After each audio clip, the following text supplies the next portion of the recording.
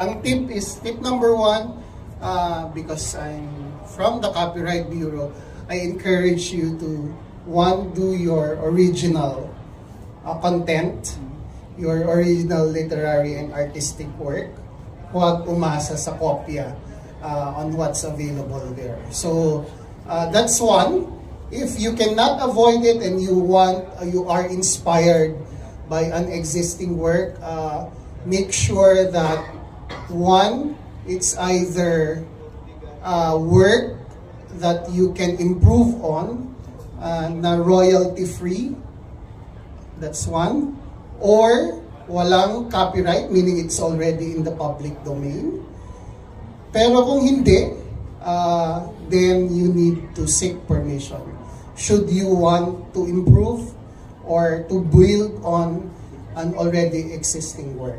And yung huli, lagi kong huhuli yun, is see if, kung gusto mo talagang gamitin yung isang work, then see if it falls under any of the fair use provisions ng ating batas.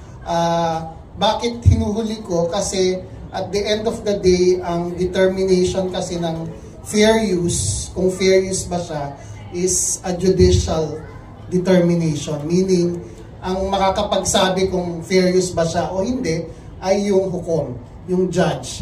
And syempre iba-iba yan, no?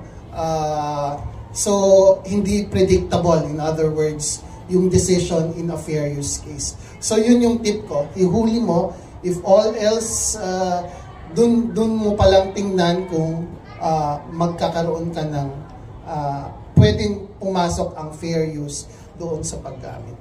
But it's the last resort. I would encourage people to do their own work. Ang copyright naman does not concern itself about the quality of the work. Kaya pang obra maestra yan or it's a starting work, that work is protected by copyright. Okay, thank you, Pater.